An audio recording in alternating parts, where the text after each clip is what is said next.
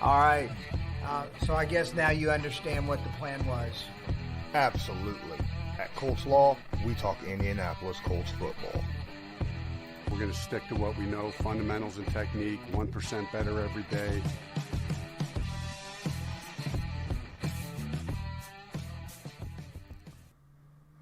What's going on, Colts Nation? I'm Lawrence Owen, and with me today, as usual, is Loyalist. I've got a special guest with me today. I decided to, we talked about it, and I joined his show yesterday, and it was a great show. Me and Derek and Doug was all together, just kind of sitting there talking about mostly the Colts, not too much about the Dolphins, but, you know, Doug was nice enough to be like, you know what, I'll join you. We could talk a little bit more about the Dolphins this time. And hopefully he's not going to give us the answer near the end of the show of, yeah, the Miami's going to win 45-13. Because that's pretty much how it went when we were talking to TD earlier this week there, Doug. How are you doing, man? How's your day? How's your week been? Doing good. Trying to relax before this game. It's a pivotal game for both teams. Both teams need to seriously win this game. But doing good. You know, already got the preview video out, so I get to relax tonight, get to relax tomorrow. Nice. And then watch some football on Sunday. Well, there is a couple links in the description of this video, everybody, to find DouglieDoWrong on YouTube and on Twitter. So make sure you go check that out. But in case I missed some things, why don't you tell them a little bit about yourself, maybe a couple sentences on your history, how you got into this, and where they can find you. So, DouglieDoWrong is a very odd, peculiar name. I'll give you a quick story about that. My friend was going to call me Ugly. We were hanging out, and my name's obviously Doug, so he called me Douglie. I thought that was hilarious. And I thought of Dudley Do Right, so I changed it to DouglieDoWrong, and that's where that name came from. But if you need to find me anywhere, Twitter, Facebook, even on like PlayStation, Xbox, it's DouglieDoWrong. But how I got started with this is in 2015, I graduated college after being in college for about 10 years with a degree in media. So I have a degree in film, audio, all that stuff. And diehard Dolphin fan up here in Jersey. And I noticed every time the Dolphins win, the mainstream media talks about how the other team lost. So I was like, you know what? I don't see many Dolphin YouTubers, and I don't see them doing what I can do with my media degree. Let me start this, because I already had the YouTube channel. I was like, let me change directions, and I started doing this, and apparently people like it. Apparently. Yeah, I've been following you since back in the day when we were first time I saw you was when we was with what was that platform that I was employed by him. Fan to fan? No. It was something similar to that where you stream.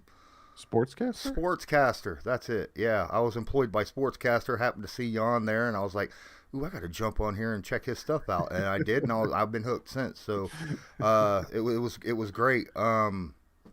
Also, guys, I am about to have another kind of sponsor situation going on with myself that I happen to piggyback off of the DouglieDoWrong thing from joining his show last night.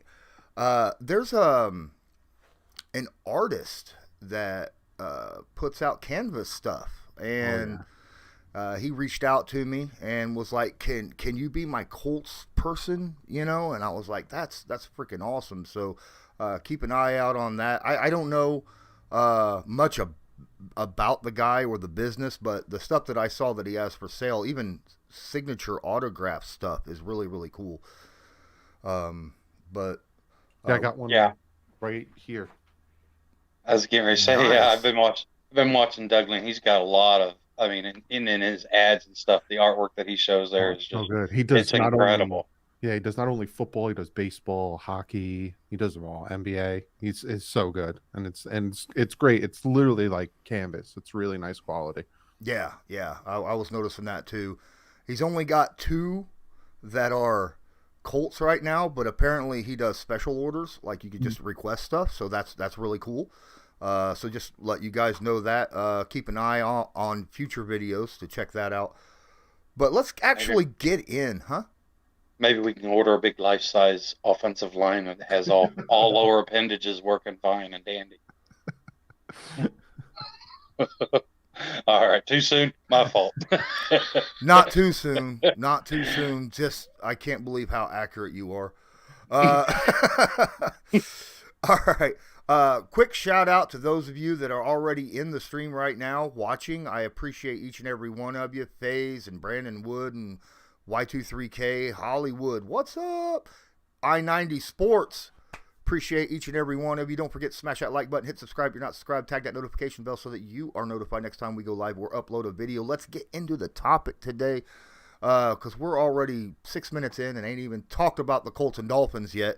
So those of you that are Colts fans that are watching, you know where we're sitting at. We got our backs to the wall. We're 0-3. We are in a deep hurt. And we're going into Miami with a team where their fans pretty much feel the same way, even though, you know, they're not 0-3. They've got one extra win there. But I feel like, am I wrong in saying that Dolphins fans right now feel like that their back's against the wall, that this is a must-win situation for them? 100%. We got Tampa Bay next week, which, you know, you can say any given Sunday, but more likely than not, Dolphins aren't beating Tampa. So you don't want to be going into that game 1-3, and then going into the Europe game with Jacksonville being 1-4, because then all of a sudden it's an uphill battle. So this is a week where they got to win, get back to 500, and then fight as hard as you can against Tampa. But it's going to be an uphill battle next week. Oh yeah, I mean Colts feel the same way in this situation. They feel like this is that possible winnable game before we walk into Baltimore the week after. Yeah. So, I mean, kind of similar situations rolling right here. But we're talking, and we have our quarterback issues, a quarterback running around on two peg legs with no offensive line, and all he can do is hope and pray to hand the ball off, and hopefully he don't fall down in the process of doing that. But you guys, you've had your quarterback problems so far this season too. You want to kind of dive into that a little bit? Yeah, Tua Tagovailoa had multiple fractured ribs off of a pretty big sack from Espenza, I think his name is. Jesse Davis just completely wafting on the block, letting the man go free. Tua tries to get the ball off because that's what he does. Tua, his biggest thing that he needs to work on is stop trying to be the hero and play the next down. And he tries to get the pass off, and in the process of trying to get the pass off, he just lands. Because he's a lefty, he lands right on that side, fractures a few of his ribs. So then in comes Jacoby Brissett. This was like 10 plays into the Bills game, and here in comes Jacoby Brissett. You guys know about Jacoby Brissett. A little bit. He scores no points against the Bills, and he scores 8 points last week against the Raiders. And it's like, ugh. I don't know what's going on. And now there's the rumors out there again that Sean Watson is popping back up, and then that there's a possibility that the Dolphins might send Tua to the Washington football team for a second rounder and going after Watson. I don't believe rumors. When it happens, then I react. I try not to delve too deep into these rumors. Heck, man. Tuesday when I had TD on, he said if we lose to the Colts, then 2 days later it's guaranteed Watson will be a Dolphin, I was like, done deal. We get rid of Watson out of the AFC South, and we get the W. I will take that every day. Oh man. So you say that Brissett's not doing well for you guys at like scoring points. What do you like and dislike about Brissett so far through these couple games? It's funny because when we picked up Brissett, there was a little group of Dolphin fans that don't like Tua, right? They don't want Tua. They wanted the Dolphins to trade for Watson before the draft even happened. So when we got Brissett, they were like, oh, watch, Brissett's going to start. Tua's going to get benched, yada, yada. But then I watched the Raiders game. I watched film on the Raiders game, and I noticed so many of the plays where Brissett was staring only at one side of the field. And there were so many times that Gesicki was getting open, or there was times where, Fuller. There was a play where Fuller was running a curl route. It was a deep curl route about 15 yards. Brissett's looking at him. He's now open, and he's still looking at him. And then he has to get out of the pocket, even though he didn't really have to get out of the pocket. Still looking at Fuller. Fuller then starts to come downfield about 5 more yards. Then Brissett throws the ball to Fuller. And the whole time I'm watching the film, I'm like, just throw the ball. There's so many times where I'm watching his play, and I keep saying, just throw the ball. I don't understand what your problem is. Like, just he's open now. Throw it or lead him. Throw it, and that's a touchdown. The Dolphins lost by a field goal, but they could have won by like 14 if Brissett just threw the ball. There were so many. There was at one point Fuller threw his hand up in the air that he was open, and he was looking at him, but then he waited for him to like come back on the route, and then he threw him. And I was just like, we ain't gonna win with that type of quarterback play, and you can't keep putting it all on the defense. So for me, Brissett, he's a 6-year vet, but he's playing worse than a 12-year Tua, and it's like a 12-game Tua, and it's not going to work. So I'm praying to God that, hey, we trade for Watson, fantastic, it's a better quarterback. If not, can't wait for the Jacksonville game, because supposedly that's when Tua's coming back. Well, and the ironic part to this is, I remember last year towards the tail end, everybody was saying that Miami's receivers weren't the type of receivers that Tua needed. He needed the Fullers and the Waddles and stuff to open up downfield. But now, with your quarterback situation, I mean, it's not that Jacoby doesn't have the arm as much as he just lacks the desire to let that ball rip. So now I'm wondering how many of these fans are going, if we only had last year's wide receiver core, more of the short intermediate pass. See, with Jacoby, he's got an arm. He can throw this football anywhere on the field. He's got a cannon for an arm. I think he lacks the confidence to throw it deep and in a tighter coverage. He's too afraid of making that bad interception or something of that nature. That's what I see a lot, because he doesn't turn the ball over, but he only throws the football to someone who has not got anyone within 10 yards of him. So it's not a good combination when you got a cannon like that you can get it into a tight space but won't use it.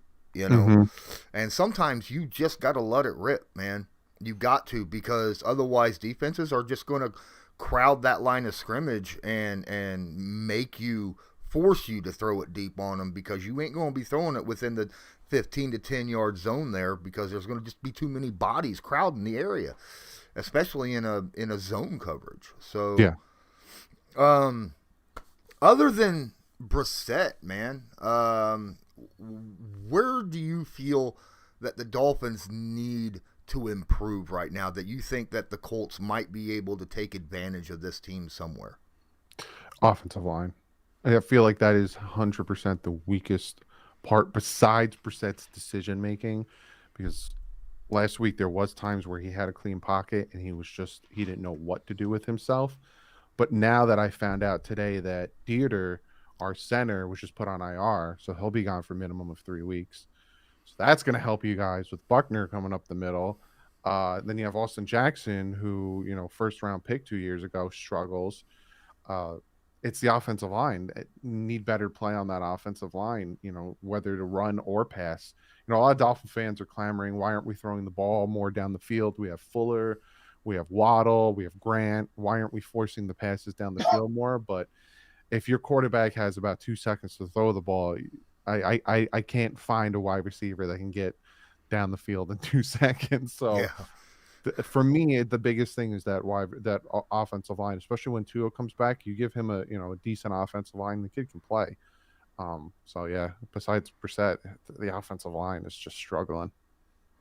Colts understand that situation. And we just found out that Quentin Nelson's out in this game. So just him and Braden Smith both. So there's a possibility that the only people we'll have starting this game on the offensive line that are actually our starters is the center Ryan Kelly and Eric Fisher, who will probably still be on a snap count, due to that Achilles injury that he had last year at the end. I think it was right at the end of the season. So the healthiest lineman we have right now is our backup left guard.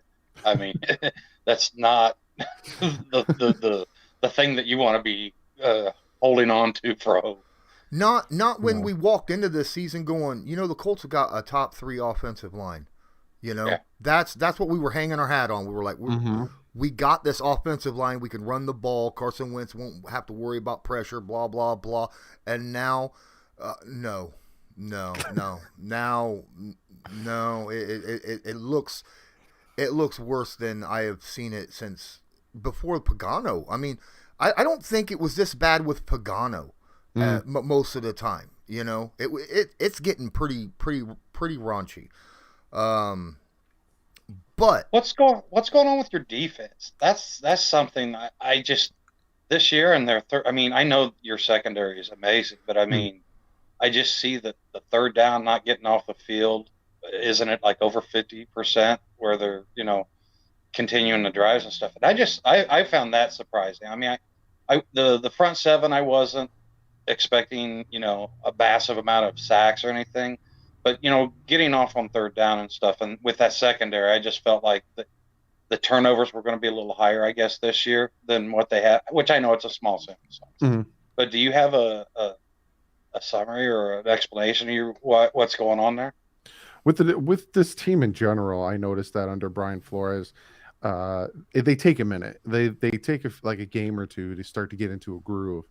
Because, as the we had week 1 against the Patriots. They were barely getting any pressure on Mac Jones. But he also was getting the ball off real quick, throwing, underneath passes.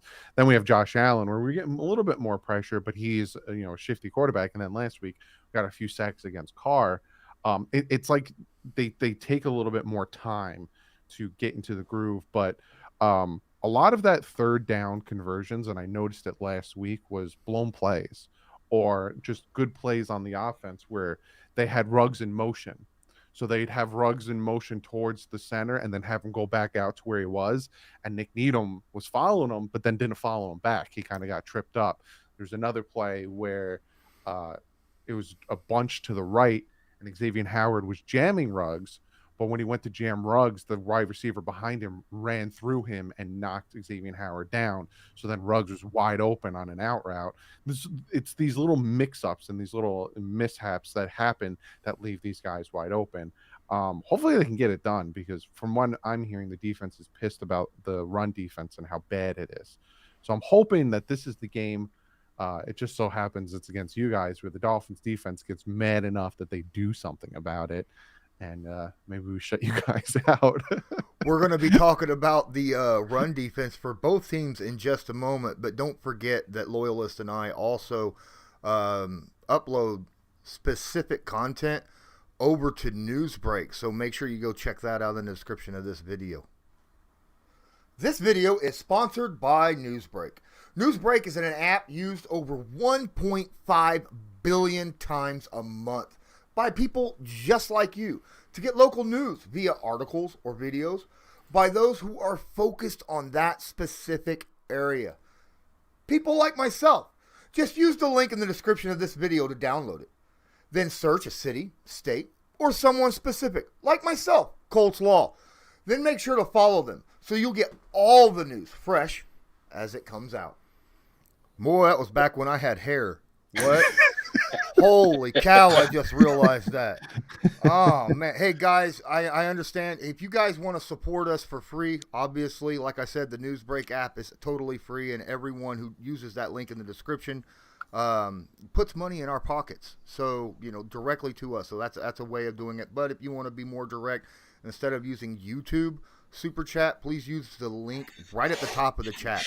All right? Because YouTube, for some reason, likes to take about 50% of all the tips, and that's just nasty. But use that link right there; it'll still pop up over there to the right of your screen. Your question will still get answered, or comment, whatever, And I get 96% of it. 96%. So that's a huge, like twice as much as what YouTube is. So. And you understand that, right, Doug? That whole YouTube eating up your super chats? Oh, my goodness. It's ridiculous. Yeah. All right, so let's get into that whole run defense for both teams, because, quite frankly, it's been Oh, let's just say that I think fans for both teams have been left wanting when it comes to the run defense for both teams, right? I mean, tell us a little bit about the Dolphins. Yeah, they're week one we kind of contained it, and even week two, besides that big run by Singletary for that touchdown, the Dolphins defense contained it. It just seemed like for some reason what happens with the Dolphins run defense is we'll contain it, we'll stop it, and then they'll break off a big run, and then we'll contain it, we'll stop it, and then they'll break off a big run. So on the surface and in the stat book, it looks like the Dolphins have a hard time stopping the run. But last week against the Raiders, 3rd and 1, they went for it, they ran it, we stuffed them. Then 4th and 1, they went for it, we stuffed them and got the ball back. So it just so happens that it's these big chunk plays that really screw us over, that they need to work on, and it's a lot of it is just fundamentals, because when you look at it, it's guys hitting the wrong gap or not, containing the run to the inside. So a lot of it's just fundamentals, and like I said, hopefully as the season goes on, they get better at doing it. Are these chunk plays coming between the 20s, or are you seeing chunk plays inside the red zone? Between the 20s, Between Dolphins the 20s. are really good at once you get in the red zone to shut it down. Rarely do they get scored on in the red zone, so it's more in the 20s. That's where you'll get those big chunk plays and even those big touchdowns. I'd like to change my score. The Colts will be scoring 3 points this game. Okay, because the Colts literally cannot score in the red zone. They can't run the football in the red zone. They can't pass in the red zone. And if your team is not going to allow any, we're going to have to score from the 50. Okay? Literally 2 weeks ago against the Rams, it was 1st and goal at the half-yard line and could not get it in on 3 separate runs. And then he got sacked because obviously he's going to try to throw it on 4th down if he tried to run it 3 times and stopped on, come on. And then, and then we had another situation where we're inside the 5-yard line, turn the football over. It happens all the time. We rarely seem to be able to score inside the 10-yard line. So that's a bonus for the Dolphins. But between the 20s, the Colts can move the football on the ground or through the air. They seem to be able to move that football very, very well. That's where the majority of their chunk plays come from, especially with Jonathan Taylor. If there's a bunch of open space there, he's going to utilize it. He hasn't broke off a big one, like a really big one, like you've seen him multiple times at the end of the year last year yet. But we're expecting it soon because he just hasn't had the opportunities. He only had 10 carries last week. How do you only carry the football 10 times with a healthy running back and a beat-up quarterback? I don't understand that. Everybody's wondering, how does that happen? But, as Colts fans, we've come to expect stuff like that now. But speaking of beat-up quarterbacks and, running the football, in order to help the run, people say this all the time, you help quarterback's best friend's the running game. But the running game's best friend is taking deep shots occasionally. Right? Because that keeps those safeties off the line right there, and it kind of helps make them get out of that 8-9 man boxes. How often do the Dolphins, do you see them crowd boxes to stop runs, or is that more of a let's just keep it with 6 or 7 guys? I feel like the only time I really see them crowd the box is if they're going to blitz. And mostly that's on passing downs. I think they stick more with that 3-4 set and try to get after the running back in that set. Having Raekwon Davis be injured, I think he comes back next week, is big for the Dolphins because he was very good at stopping the run. Christian Wilkins and Zach Zeeler are really big. I think they're tied for 2nd in the NFL at run stops on interior defensive linemen. So, they're getting, like I said, as the season goes on, they're getting better and better at it. And if we'll notice, like if we're just playing the base 3-4 and you guys are still running on us, then we might bring Trevon Holland or we might bring a safety down to kind of help stop the run. But in that aspect, then all of a sudden you have to play man across the board, which the Dolphins, I think, feel more comfortable with. I hate when the Dolphins play zone because they always tend to give something up. But when they play man, having Xavier Howard and Byron Jones, they tend to really shut it down. So, yeah. I think it's more base, and then you'll see more blitzing on passing downs. Yeah, the Colts will bring a safety down generally if they need to. If a running back seems to be getting that 4 to 6 yard, average per run, they will drop a safety down. But for the most part, you're gonna see 6 guys, and usually Darius Leonard is in a zone coverage in the middle of the field. Rather, you know what I mean. So the Colts don't really do that either. You see it a lot, especially against the Colts run game. We generally see 8-9 man boxes at times, against Jonathan Taylor. Even with this beat up offensive line, they still are afraid of Jonathan Taylor, which, to be fair, it's understandable. It happens. You don't want to be the Jacksonville Jaguars week 17 where you give up 253 yards to one dude, But so let's talk about your defensive backs, man. You'd already talked about Howard. You already talked about Jones. A heck of a duo, maybe the best duo in the NFL at cornerback. Tell us a little bit about your safeties. How are you holding down deep shots? Who's back there protecting those? It's a 3-man rotation. You got Eric Rowe, you got McCourty, and you have Javon Holland, the second round pick, the first safety taken in the draft last year. Doing really well. Javon Holland is a thumper. He's a big hitter. If you go back and watch the Patriot game, he made their tight end flip over and fumble the ball, but unfortunately it bounced right back to them. And when it comes to the corners, Byron Jones shut down Waller last week. And that was my biggest fear, because last year when Waller was going one-on-one with Eric Rowe, we had like 112 receiving yards. Whereas last week against Byron Jones, he had 3 catches for 39 yards. And to do that to Darren Waller is big. So, that is the pride and joy of this Dolphin team. And it's because our secondary coach is just that good. But then it's like everything else, it's not as much of a yin and yang as I'd like the defense to be, because I'd like to get more pressure on the quarterback and not leave the receivers or the corners on an island for so long, because then eventually the receivers do get open if you allow the quarterback more than 3 seconds. But when it comes to the secondary, having that trifecta back there in that rotation keeps them fresh. Even Brandon Jones, who's our safety, he's our second-year safety. He plays that roaming position where he is just all over the field. That rotation, and then Nick Needham and Coleman keeps that whole secondary fresh. And we tend to run, a 3-4 base nickel defense, so you don't have to have 4 corners out there.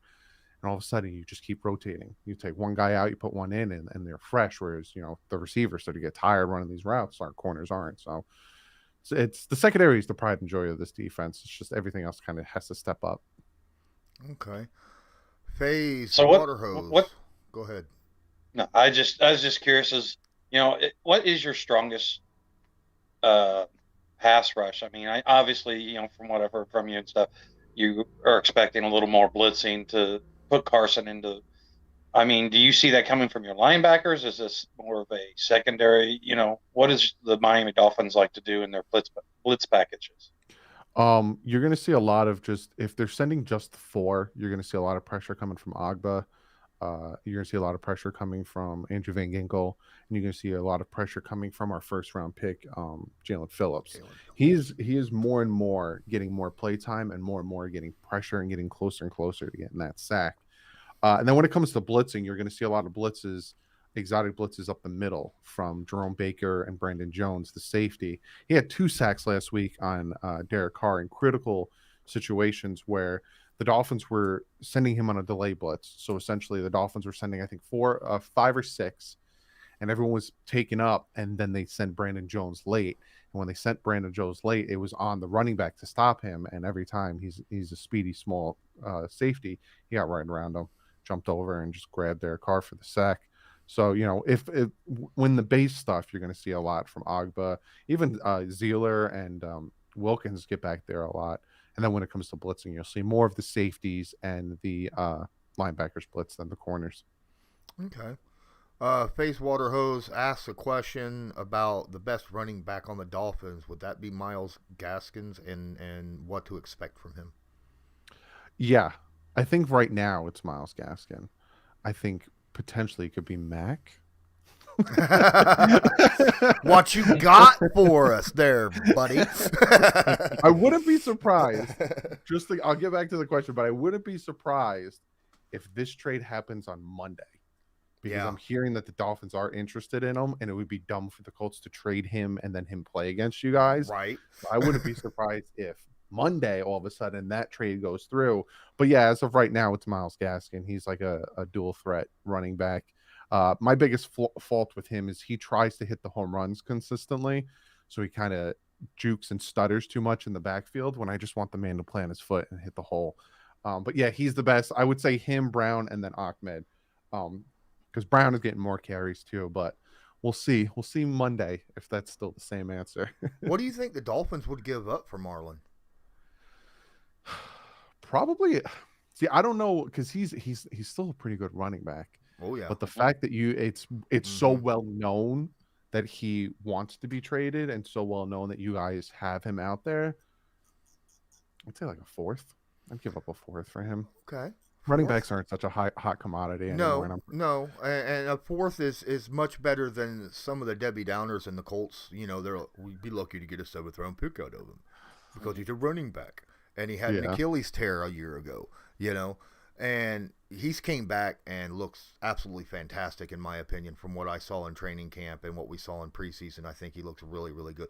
My own personal eyes, you know, me and Loyalist, we went to a lot of training camps, and he's got a great side-to-side step where he's able to just, you know, move laterally and avoid a tackle and then start up again really quick.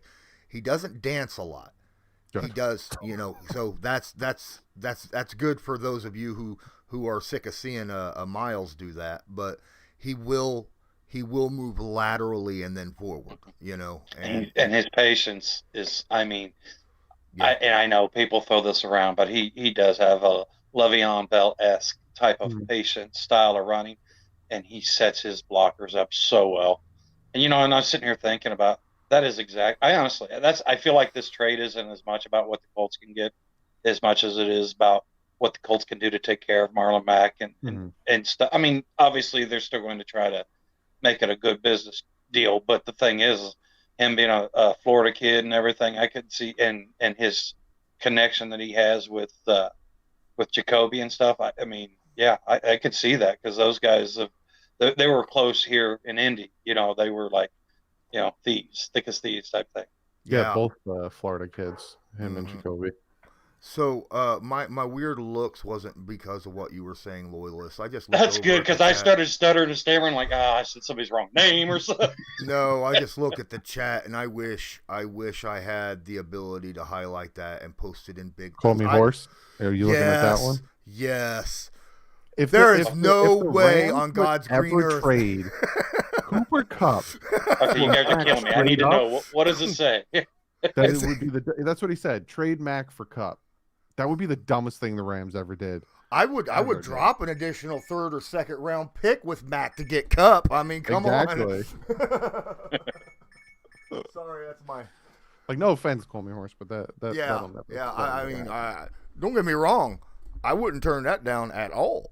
You know, on my side, no. I'd have done that 2 weeks ago when we were playing them. Right. I will say this too about that potential trade. Albert Wilson has been a clean scratch last week. I wouldn't be surprised if it was just an even Mac for Albert Wilson type trade. You know, send you guys a wide receiver and we take the running back. You know, I wouldn't be surprised with something like that. Well, I was going to ask you, do you have any backup offensive linemen that would be worthy of Mac? But then, you know, you've been sitting there talking about how your offensive line right now isn't doing that good. So that's the one thing I really want from Mac. I mean, if I can get I would give up a mid-round pick to get a decent. I understand that tackles are a rare commodity in the NFL, but someone that's not a turnstile, Yeah. That's what I would like. Just to have a decent backup.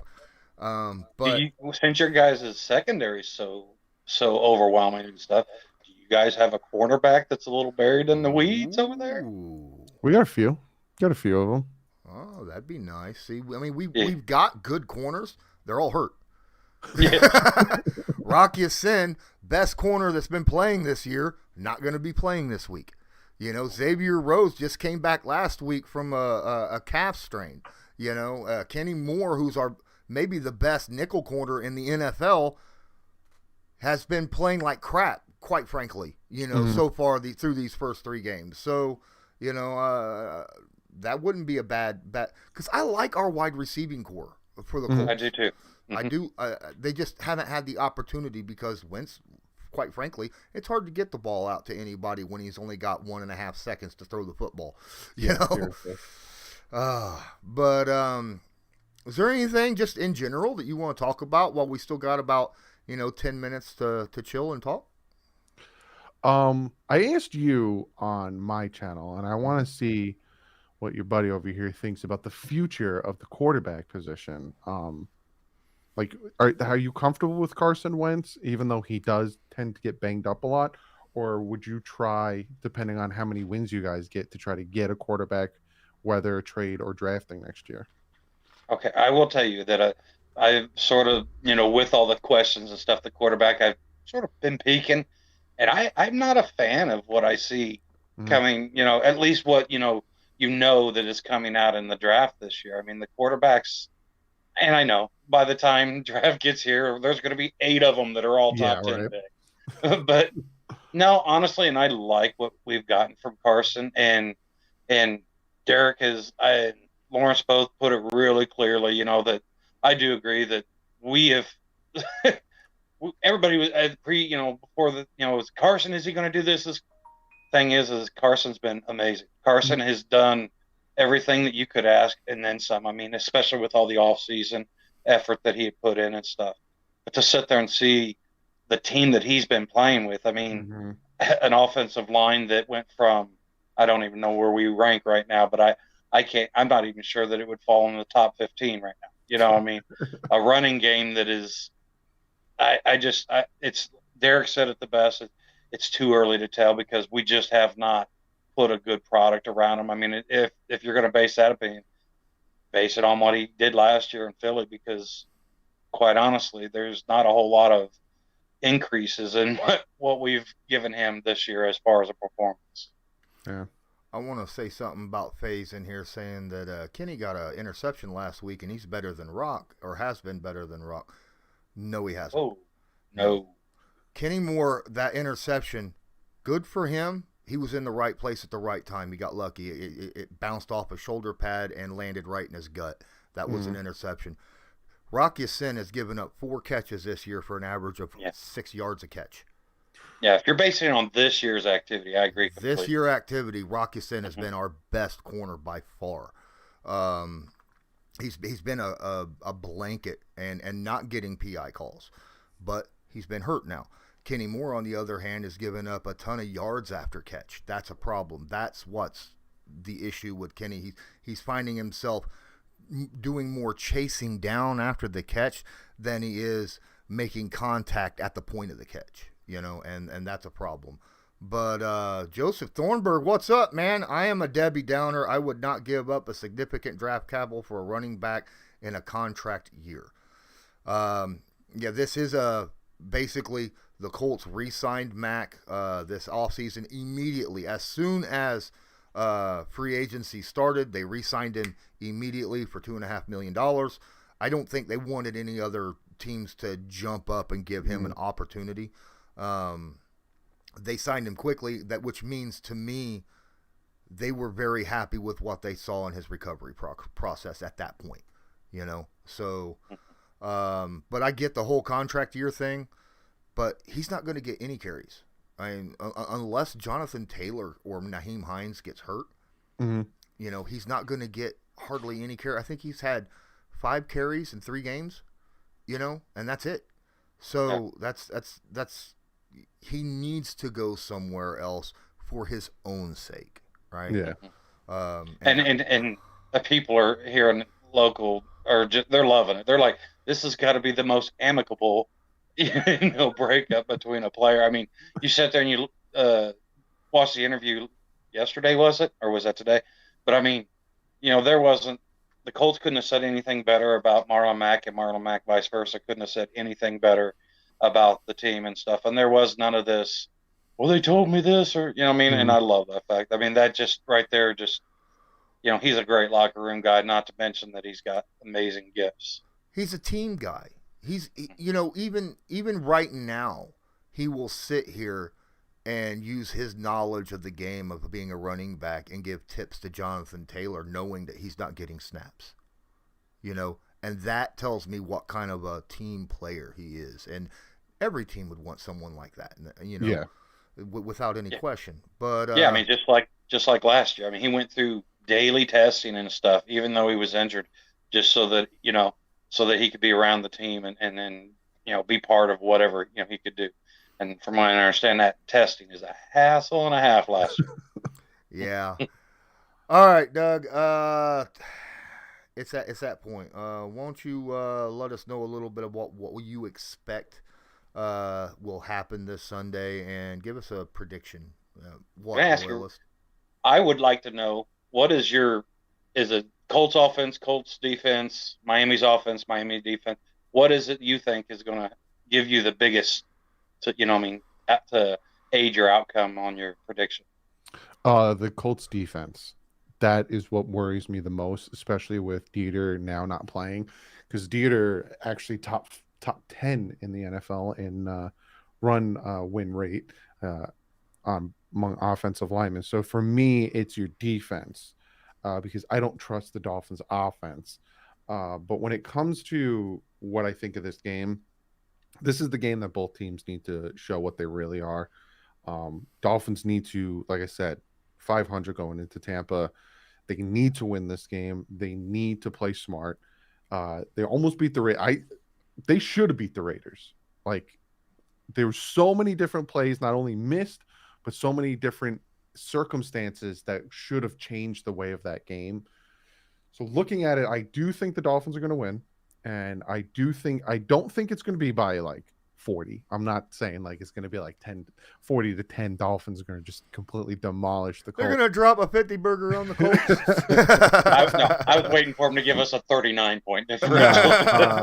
I could see it being like a touchdown lead. I think the Dolphins might win 24-17. I could see, like a touchdown lead and comfortably being able to take a knee and end the game, versus biting my nails, hoping that you guys don't march down the field, tie it up, and go into overtime. So I think the Dolphins will win, and I think they'll win ending it by taking a knee. And I think, but I still think it's going to be a close game. And I think any Dolphin fan that thinks that they're going to destroy the Colts because of how many injuries doesn't watch football. So yeah, I think it'll be a close one. Yeah, I think so too. Like I said, I on your show, I gave up mine. I think it's going to be like a 17-14 game. I really do. I think it's going to be a defensive struggle, only because the offenses are going to be a little bit, not so good. Yeah. I think, and the defenses are really going to take over this game. We might end up seeing a few turnovers. Will Brissett throw interceptions? Maybe not, but you might see some strip sacks or something like that, And then, of course, with Wentz and that, I think this is a game that's going to be low scoring, and we're going to see, even with certain guys out, I think we're going to see some improvement on both defenses that we were hoping to see, like stopping the run and things of that nature on both sides. So this could be one of those games where if you're an offensive fan, you might want to watch a different game. I mean, this is just saying.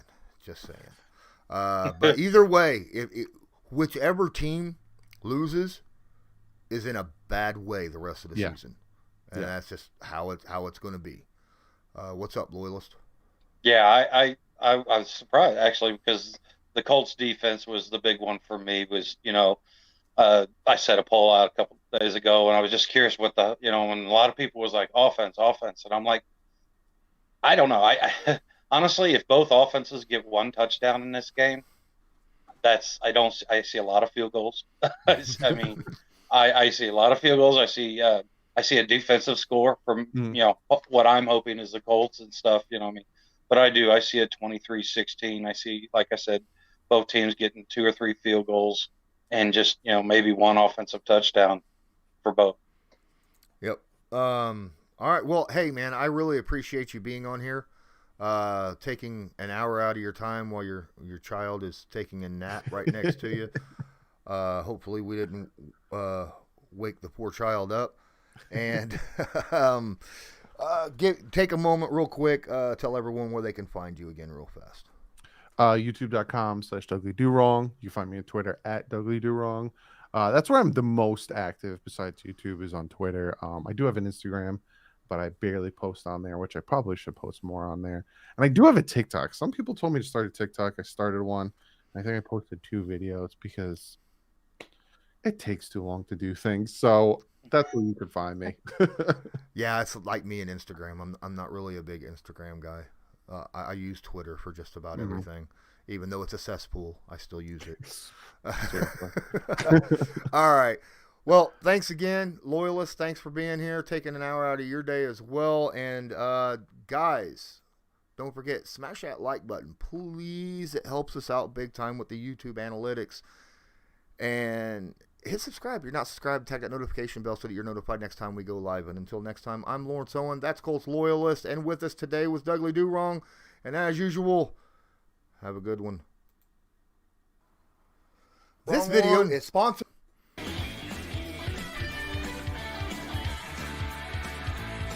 Just because a player's not a household name doesn't mean we can't make him a household name.